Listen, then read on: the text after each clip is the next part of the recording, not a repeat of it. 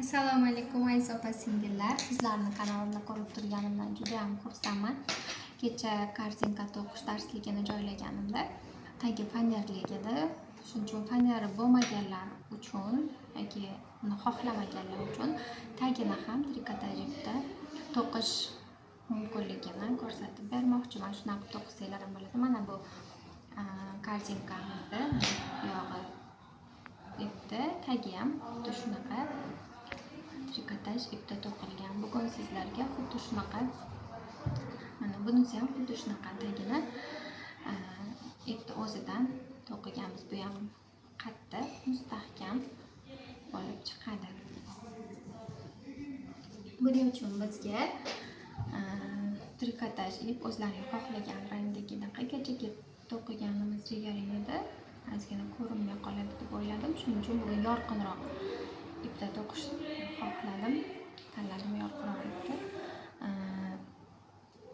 Mana endi boshlaymiz. Bismillah deb kurchok 5,5 kurchok kerak bo'ladi. Mana birinchi halqa olamiz. Mana ipni mana shunday holatda oson, yangi boshlovchilar uchun oson bo'lishiga mana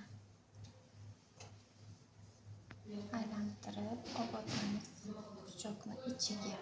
Bunday holatda kurchokni ichiga aylantirib mana shu halqani ichiga 6 ta aylantirib olamiz.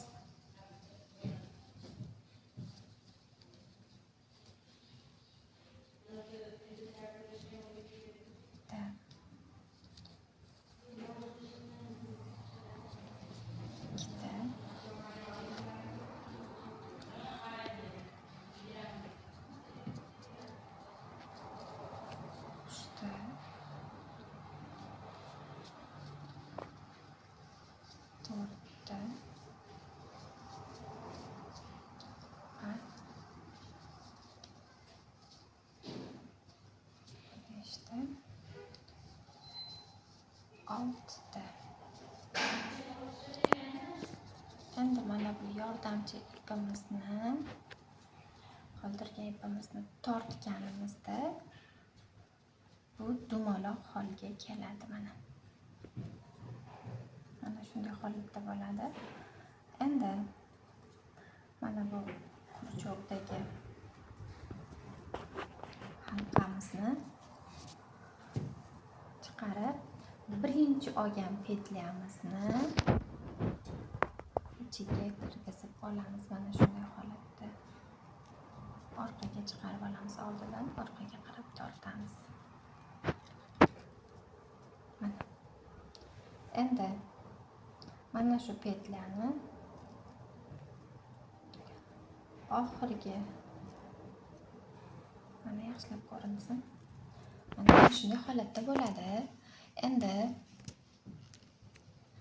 mana bu oxirgi olgan petlyamizni o'rtasidan kiramiz. Mana bu ilgakni ilib bu ipimiz bilan qo'shib olib chiqib ketamiz. Mana. Keyin yana to'qishda davom ettiramiz. Har bir petlyani bug'doychalarimizni orasidan olib o'tamiz. Shunda chiroyli choy hosil bo'ladi. O'rilgandaqa. Endi mana bu birinchisi har biriga mana 6 ta to'qib oldik. Endi har biriga 2 tadan kirib chiqamiz. Shunda bizda qator oxirida 12 ta petля hosil bo'ladi. Mana ko'ryapsiz. Mana bu chokdan emas, mana bu halqadan emas. Men bug'doychaning orasidan kiryapman.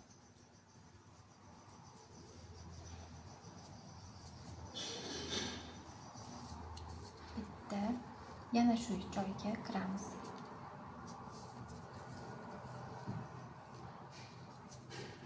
Ikkita. Keyingisiga mana bug'doychaning orasidan kiryapman. Mana bu yerga emas, mana bu bug'doychani shunga e'tibor bering. Ko'pchilik to'qishga ozgina boshida qiyin bo'ladi.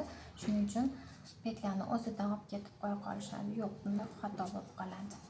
bug'doychani orasidan olib o'tsangiz, xuddi o'rimga o'xshab chiroyli chiqadi.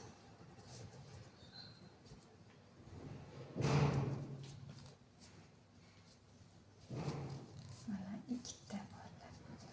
Hozir bizda mana 1, 2, 3, 4 ta bo'ldi. Qator oxirigacha 12 ta qilib to'qib boramiz. Mana qator oxiriga kelib oldik. 12 ta bo'ldi petlalarimiz soni. Har bir petliga 2 martadan kirdik. Endi ulash jarayonini ko'rsataman. Mana oxirgi petlarni to'qigandan keyin mana bu nimani ipimiz uzunroq qilib, mana bu birinchi petlaga teskari tarafdan orqa tomondan kiramiz va buni oldidan orqaga qarab olib o'tamiz.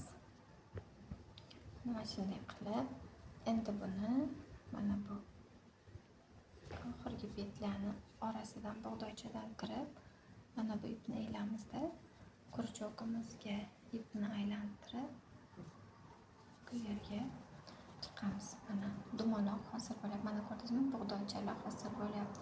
Orasidan kirganim uchun endigi qatorimizda bitta to'qib, bitta ko'paytiramiz. Shunda qator oxirida 18 ta petla hosil bo'ladi. Mana bitta to'qidim, bitta ko'paytiraman.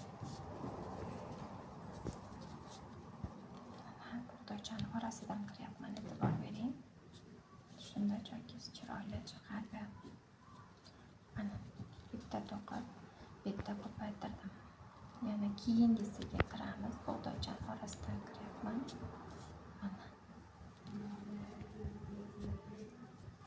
bitta to'qidim. Endigisini bitta joyga 2 martadan kirib ko'paytirish qilaman. Mana bitta. Endi xuddi shu yerga yana bir marta kirib, ipni aylantirib olib chiqamiz. Mana 2 ta bo'ldi. Mana shunday qilib qator oxirigacha to'qib kelamiz.